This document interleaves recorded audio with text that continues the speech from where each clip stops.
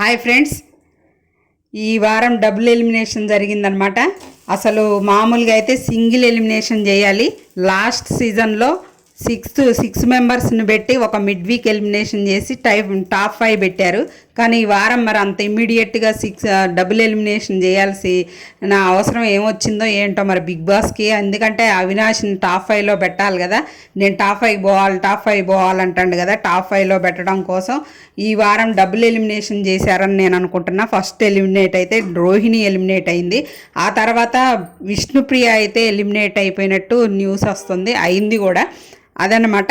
అవినాష్ని top 5లో పెట్టడం కోసం ముందుగా ఒకవేళ ఈ అమ్మాయిని ఈ వారం ఎలిమినేట్ చేయకుండా ఉంచినా కూడా ఆ మిడ్ వీక్ ఎలిమినేషన్లో కంపల్సరీ అవినాష్ వెళ్ళిపోతాడు కాబట్టి టాప్ 5 ఉండడు. కాబట్టి టాప్ 5లో ఉండాలంటే విష్ణుప్రియాని ఎలిమినేట్ చేస్తేనే టాప్ 5 ఉంటాడని ఎలిమినేట్ చేసినట్టు అనిపిస్తుంది. ఎందుకంటే ఓటింగ్ పరంగా అవినాష్కి ఓట్ లేదు.